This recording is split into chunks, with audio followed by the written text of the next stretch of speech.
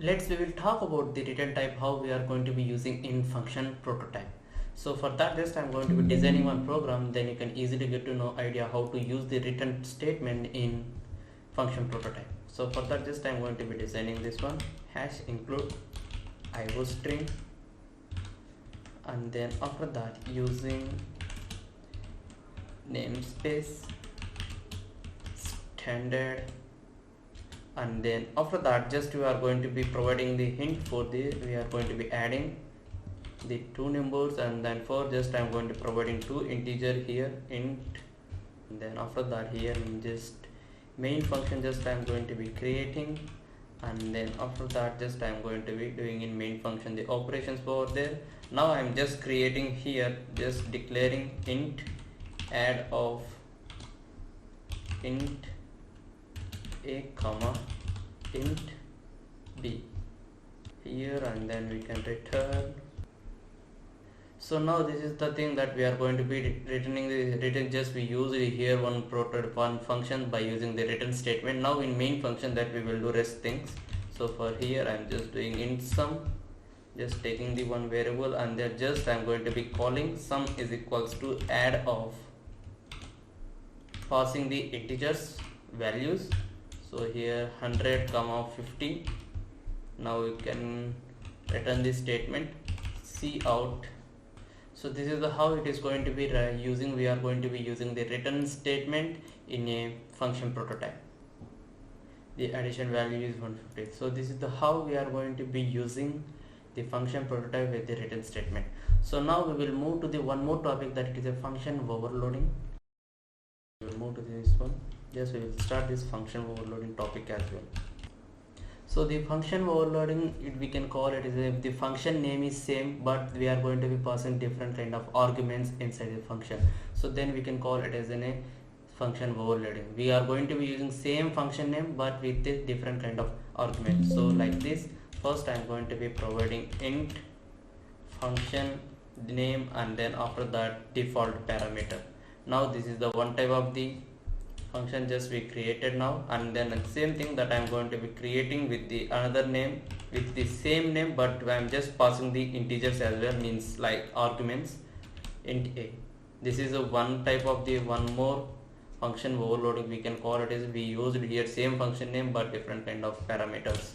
So now I'm just using int function, and then after that double a. Now I'm just using two parameters inside the function. So we can call this is the function overloading with the same function name, but we pass a different kinds of parameter inside the function, different kind of argument. So then we will call it as a function overloading.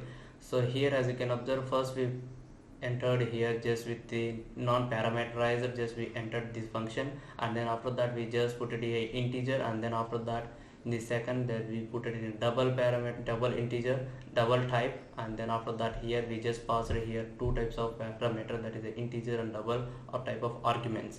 So then we can call it as a function overloading. So now just we will design one basic program, and then you can easily get to know how this is going to be working. So before that just you need to be use it, our function needs to be created, means just we are discussing about the function overload topic with the same function name. We will use different kind of parameter. Let's see in programming how we can use.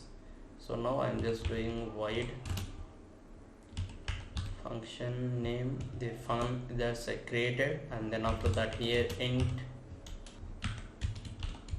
Now here I'm just displaying the values.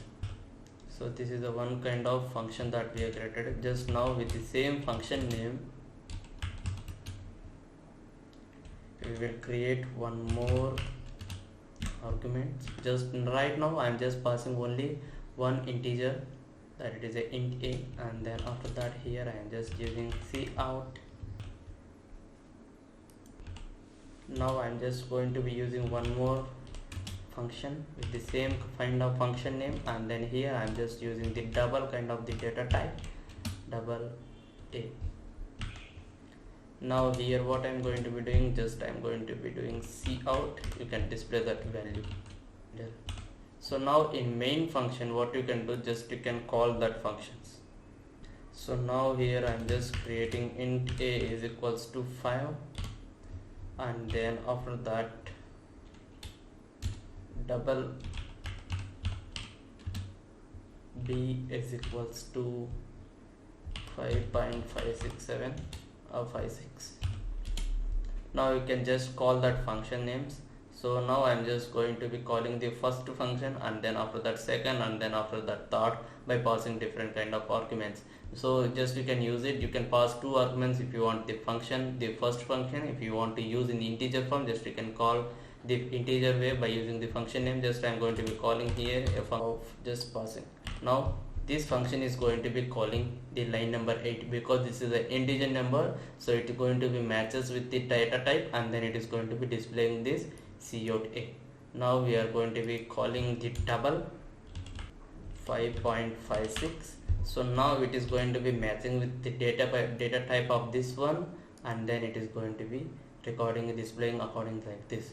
Means now we will call the one more function. We will pass the two parameters once upon a time. So here just we are going to be calling a comma and b. So now we just called with two parameters with the same function name. Just we will, then it is going to be returning a and b. Now we will just execute this program, and then let's check it. As you can observe, the what are the data that we did, just it is going to be appearing here.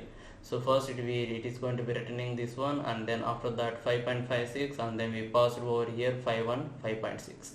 So this is in this way the function overloading is going to be working. If you want to use these function overloading topics in further classes as well, while you are going to be designing any programming or otherwise any problem statement, you are according to that you need to be do, or otherwise in project also it is going to be useful, this function overloading. So now let's move to the next topic as well.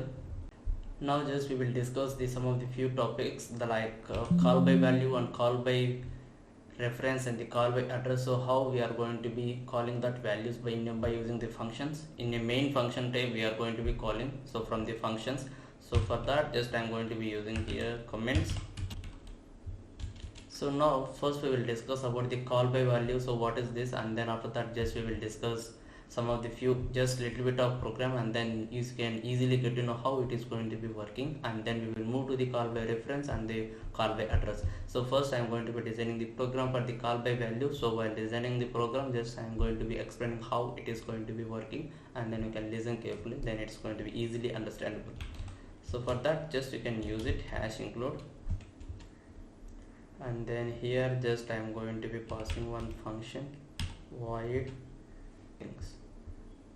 Okay, now just what are the parameters? There are the two types of parameters, just you need to be remember. Here we are going to be calling inside the function, just it is a formal parameter, and here this is an actual parameter that we are going to be calling. What are the int a, what are the things that we are going to be passing inside the function with the return type, just you can observe in line number 7. So this is what we call as an formal parameter, and here what are the parameters that we are going to be passing, then we can call it as an actual parameters. So for now just I am going to be using int b is equals to 5. I'm just passed it here. Now just we will design one increment program, and then we will modify whether it's going to be modifying or not by using the call by value, that just we will discuss this one. So now I'm just going to be using a++, and then just I'm going to be using here, just we will use here one of the column, and then after that just we can also use cout. So now just you can call here with this function name by using fun, and then after that here just we are going to be passing b. So let's we will execute, and then let's see what are the output.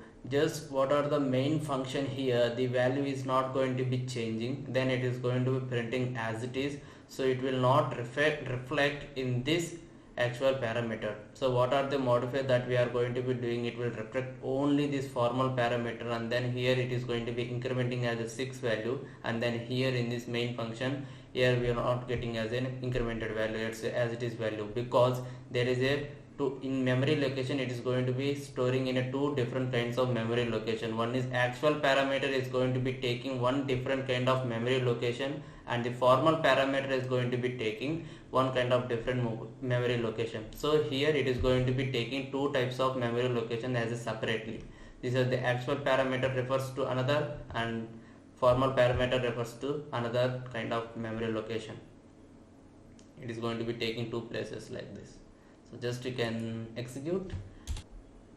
The value in function we are getting as a 6, the value inside the function main function we are getting as a 5. This is the how we are going to be call by value that we are going to be using. By using the call by value, the what are the actual parameter, it will not affect or it will not reflect by using this formal parameters. So now just we will see by using the call by reference, so how it is going to be working. So we are going to be using the call by reference, then it is going to be storing the address of the variable, then we will the value of the actual parameter is going to be reflecting. So let's see. Here we pass b is equal to, and then after that just you can pass the address of that b variable, means address of the that kind of data, then it is going to be storing the same address. So it is going to be stating the same kind of the memory location, then it is going to be, we will get the, it's going to be reflecting here in the main function actual parameters, then we are getting the same values now. As you can observe here, we just value in function it's same, and then value of inside the function we are getting as a 6.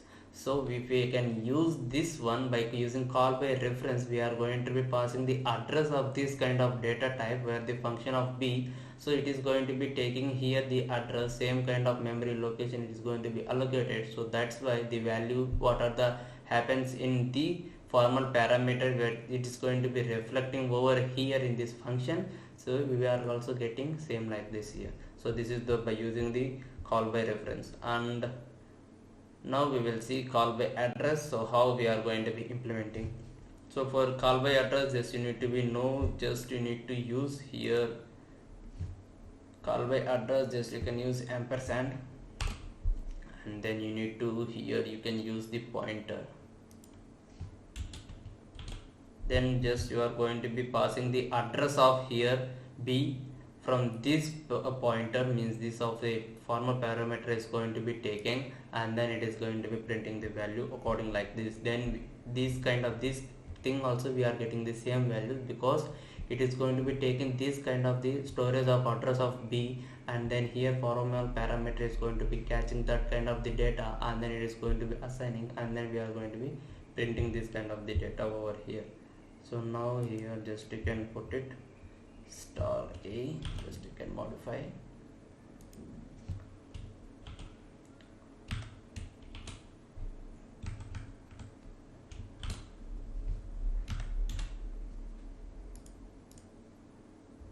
It's fine.